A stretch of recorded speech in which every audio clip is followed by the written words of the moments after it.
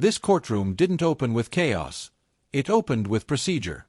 But what followed was a step-by-step breakdown of prior convictions, fingerprints, and identity that left no room for doubt. Because in this case, the question wasn't emotion, it was identity and history. Third State's attorneys present, defendant and defense counsel are present. We have met informally with regard to some changes in the court's proposed charge. I've given you each a copy of the charge with those agreed upon changes. Are there any other requested additions or corrections or objections? I'll give y'all both just a second to make sure.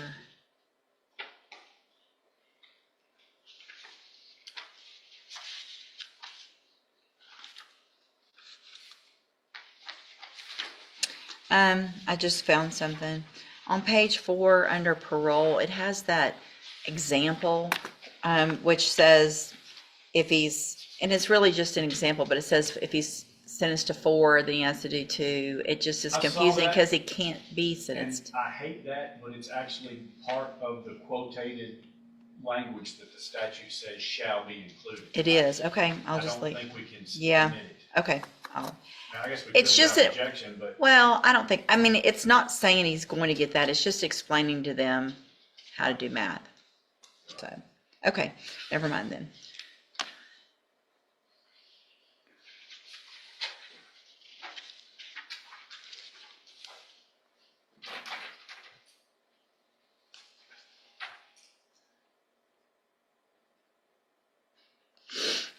All right, so anything else with regard to the charge, Mr. Smith? no, Judge. Mr. Vasquez? Judge, is there, well, never mind, just found it. Sorry. You're good. It's all good then? Can I have one more minute here? Yes, sir.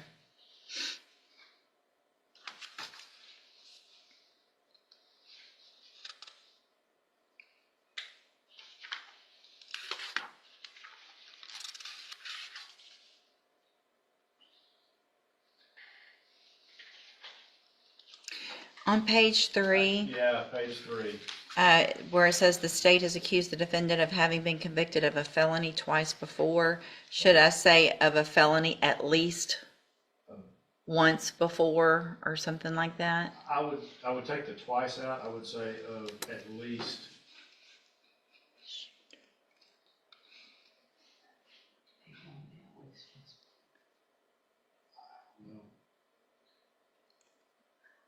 What do you think it should say? Here's the defendant of having been convicted of. At least once before. That's the language that we keep using, is at least once before, Right. right? Yeah, a felony. I just wait that sounds. I mean, of having been previously convicted of a felony, of at least one felony. Does that sound right? It's not what we've been saying, though. No. It's for consistency, I guess. I mean, it's that they both mean the same thing. I'm gonna use the at least just because we keep you. So it reads the way I have it: the state has accused the defendant of having been convicted of a felony at least once before. That's what it says everywhere else. Can you lose the at least, Your Honor? But we've been putting at least everywhere else because it only requires one. And so I think that keeps it consistent with the other ones. Unless y'all both agree to take that out, but I think we've... Just keeps it consistent all the way through the charge if you do it that way. Okay. All right. So there's that. What else? I'm sure we'll see one about 3/4. As soon as I'm reading it, I know. So I need to print page 3.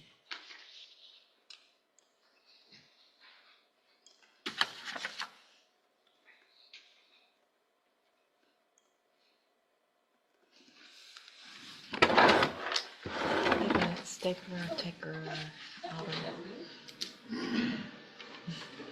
I need to get one of these for my drawer here.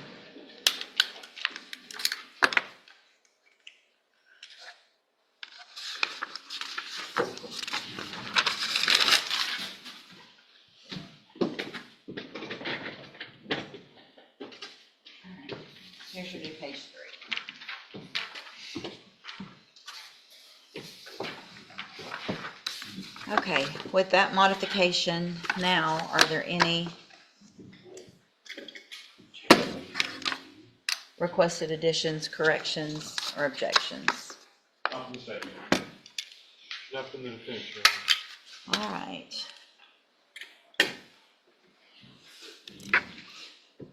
Anything else before we bring the jury in then? Not mistaken. Mr. Vasquez, anything else? No, Your Honor. All right, you can bring the jury in.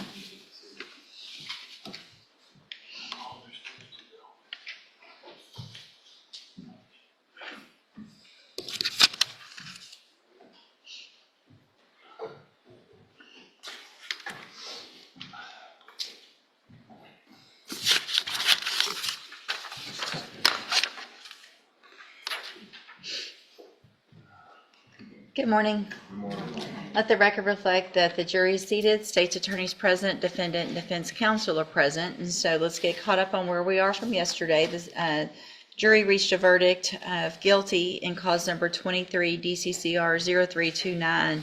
At this time, I accept your verdict, find you, Mr. Westbrooks, guilty of the offense of murder. Mr. Smith, you may read the remainder of the indictment. Mr. Westbrooks, if you'll please rise.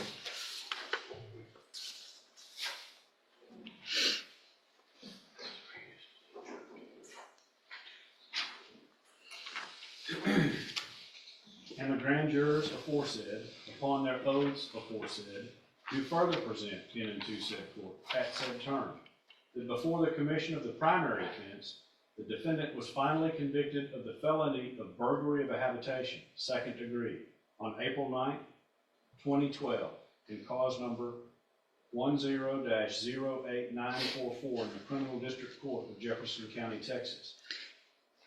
And Mr. Westbrooks, is that true or not true? True.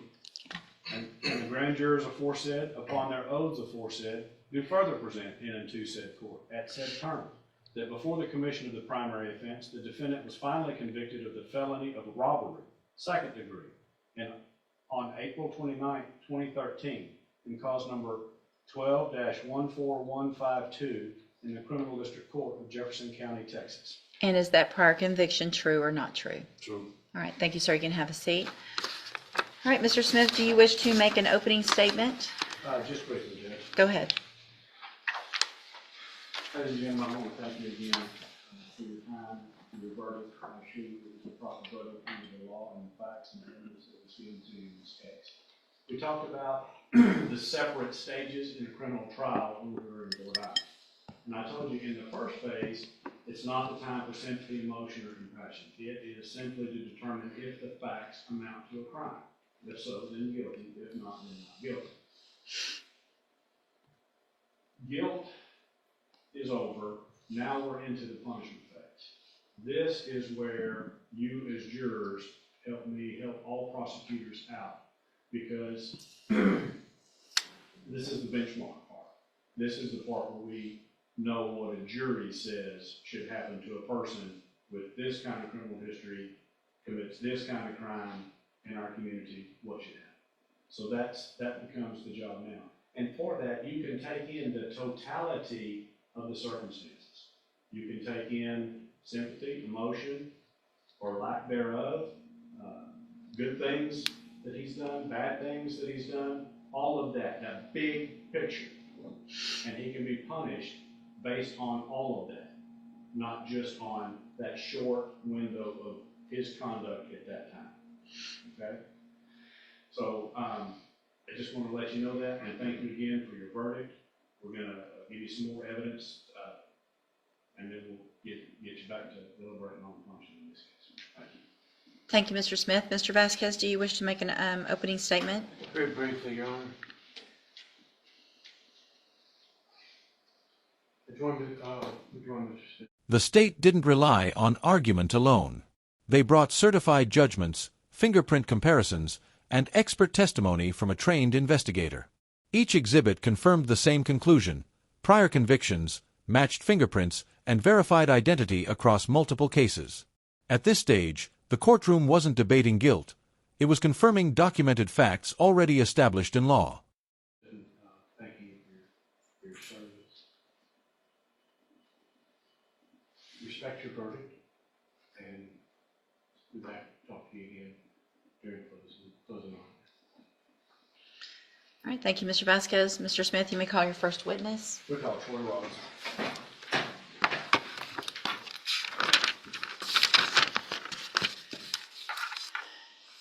Good morning, sir. Morning. Do you swear or affirm the testimony you're going to give in this trial will be the truth, the whole truth, and nothing but the truth, so help you God? I do. Thank you, sir. You can have a seat.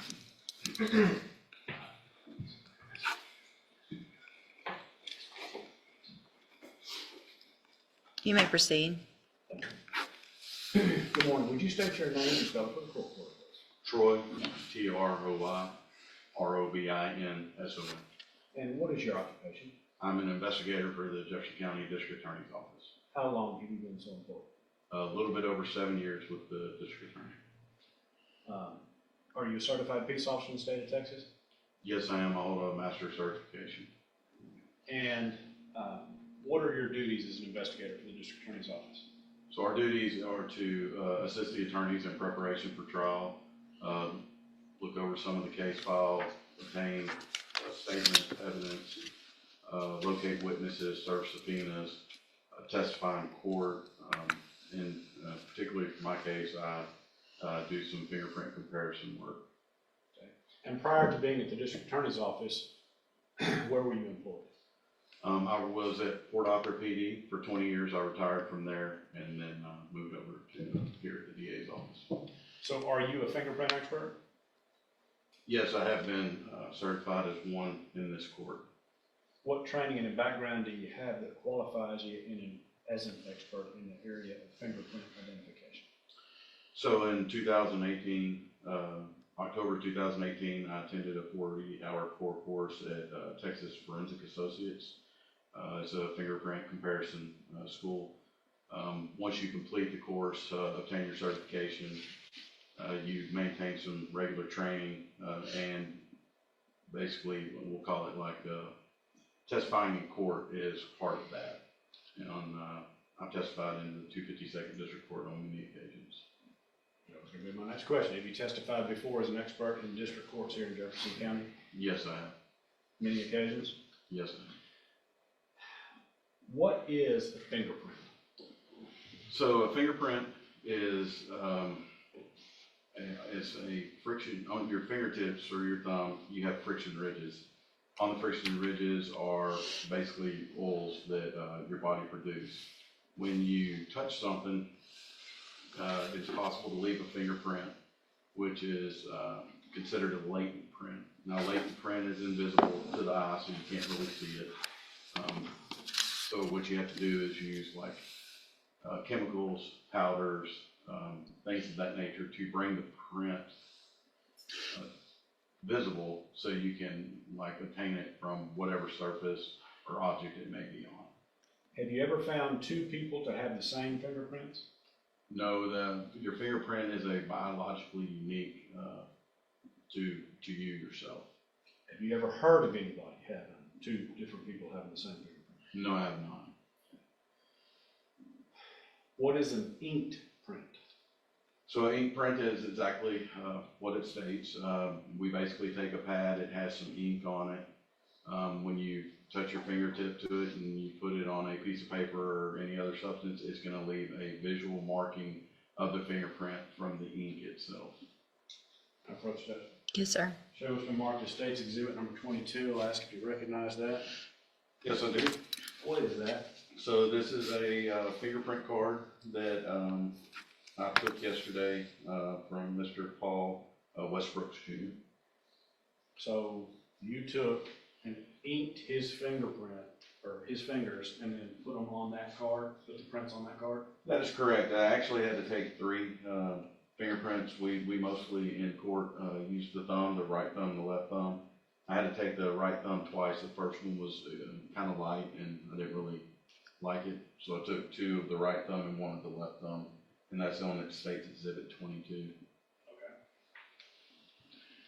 Now, at this time, we'd offer State's Exhibit 22 into evidence.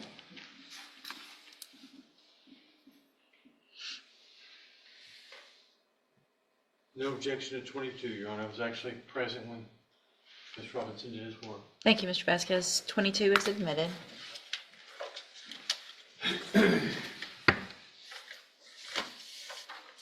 I guess, so you made that yesterday. Do you see in the courtroom today the person whose inked fingerprints appear on that card that's been marked State's Exhibit number 22? Yes, sir, I do. Would you point him out to the jury, please? The gentleman sitting over next to Mr. Vasquez. You're gonna let the record reflect he's identified the defendant in this case. The record will so reflect. Now, let me show you what's been marked as State's Exhibit number 33.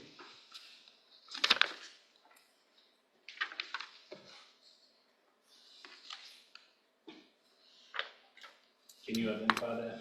Yes, sir, I can. What is it? So this is a judgment in the state of Texas versus Paul Edward Westbrooks, aka Paul Edward Westbrooks Jr., under the case number of 10-08944 in the Criminal District Court of Jefferson County, Texas.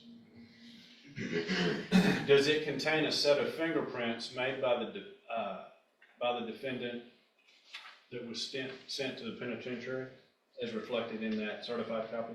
Yes, in the certified copy, there is a right thumbprint from the comparison of the judgment in the fingerprint card. It is Paul Edward Westbrooks, aka Paul Edward Westbrooks Jr., which was a judgment of guilt for burglary of a habitation. Date of the judgment entered was 4/9/12. The offense date was 6/28. Sorry, 1/29/2010. And he received 5 years in TDCJ. Have you compared the inked fingerprints on State's Exhibit number 22 with the inked fingerprints in State's Exhibit number 33?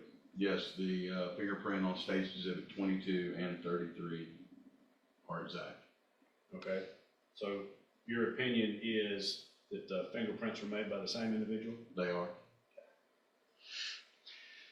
Do you have those, when you do a comparison, do you often compare it, but do you have it verified by other fingerprint experts? Sometimes we do, sometimes we don't. It depends on our manpower. Currently, we're a little short on manpower, so for this one here, this was completely done on my own. Okay. Was this a difficult comparison? No, it was not. Show you what's being marked State's. Well, actually, Judge, at this time we'd offer State's Exhibit number 33 into evidence.